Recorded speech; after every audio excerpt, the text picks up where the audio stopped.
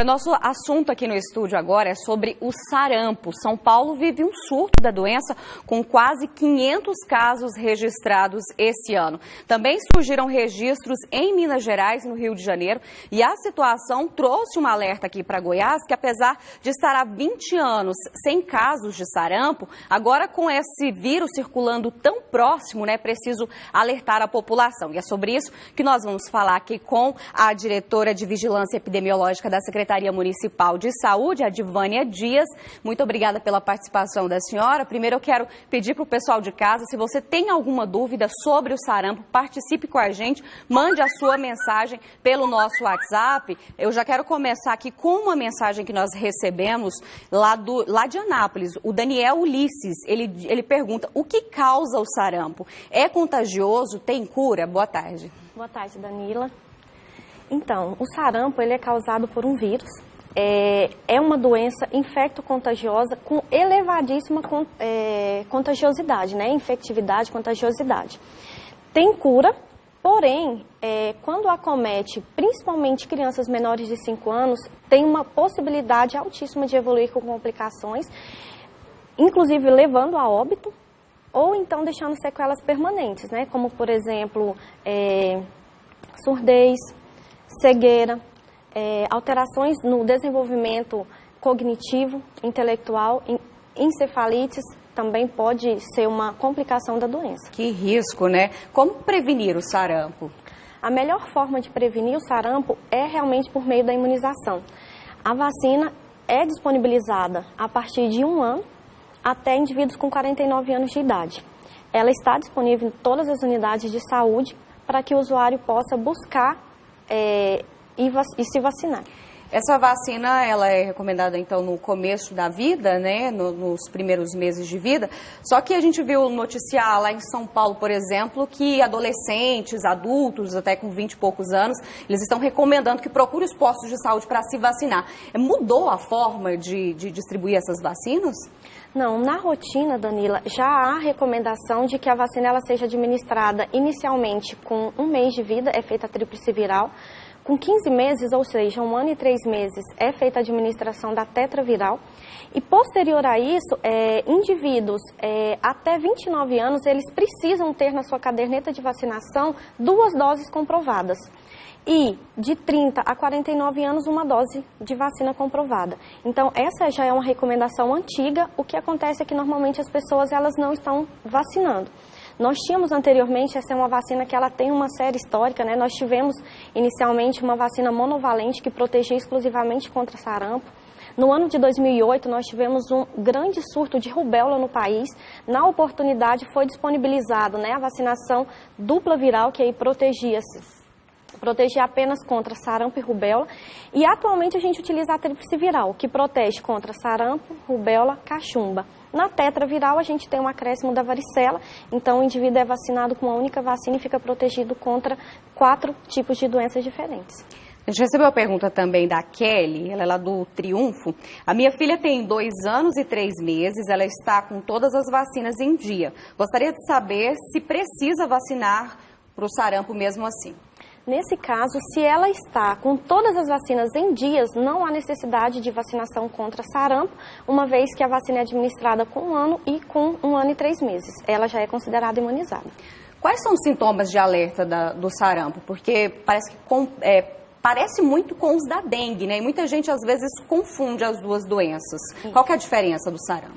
Então, o sarampo, ela é uma doença que, inicialmente, ela tem uma febre alta, ela inicia com sintomas que a gente chama sintomas catarrais. Então, o indivíduo ele vai ter uma febre alta, normalmente de 38,5 graus acima, cursando também com tosse, coriza, conjuntivite. Então, são sintomas que normalmente divergem dos sintomas da dengue, que são sintomas diferenciais. E o exantema também é um exantema bem diferente. É um exantema que normalmente inicia-se na região de face, principalmente atrás da orelha. O que é o exantema? O exantema são manchas vermelhas pelo corpo. E o exantema também ele é bastante diferente do exantema da dengue. Na verdade, ele é são pontinhos vermelhos mesmo, bastante característico e disseminado no corpo como um todo. E assim, uma outra característica que é bastante evidente é que pessoas com sarampo, ela tem aquela face sarampenta, que é aquele olho caído mesmo, e com a conjuntivite, que é uma conjuntivite não purulenta, que também é uma característica que define o sarampo. Quando a pessoa percebe esse sintoma do sarampo, o que ela deve fazer, quem ela deve procurar de imediato? O ideal, Danila, é que, mediante esses sintomas, procure imediatamente um profissional de saúde, um profissional médico, para que seja feita a avaliação dos sinais e sintomas. Normalmente, a ocorrência de febre por um período que exceda 3 dias já é altamente indicativo de evolução para complicação. Então, assim, ela precisa ser avaliada por um profissional de saúde, porque para o sarampo não há um tratamento específico, não há um medicamento específico que vá tomar e vá melhorar os sintomas. Porém, precisa se avaliar para que as comorbidades, na verdade, as complicações decorrentes da infecção sejam tratadas oportunamente. Inclusive, em alguns casos, há necessidade de internação para tratar, por exemplo, uma pneumonia ou uma otite complicada. Diretora, a gente estava falando que faz 20 anos que Goiás não registra nenhum caso de sarampo, um excelente dado, mas que vem aí deixar as pessoas acomodadas, com relação à vacinação para essa doença. Explica para a gente onde procurar essa vacina, está disponível gratuitamente e reforçar, em qual idade que deve se vacinar contra o sarampo. Eu gostaria de ressaltar que o que acontece, principalmente quando a gente trabalha com doenças que são imunopreveníveis, nós tivemos, no ano de 2016, a certificação de país livre do sarampo. Porém, o que acontece? Nós tínhamos coberturas vacinais dentro do preconizado, ou seja, 95% das pessoas eram vacinadas. E aí o que você consegue? Uma cobertura satisfatória, você não vai ter a introdução do vírus sarampo. Mas o fato de não ter circulação do sarampo na nossa região não significa dizer que não esteja circulando em outros países, como sempre aconteceu na Europa, na Venezuela. E aí o que aconteceu? As pessoas passaram a entenderam, não tem mais necessidade, não tem a doença, então não preciso me vacinar. E aí a gente teve agora a reintrodução do vírus sarampo.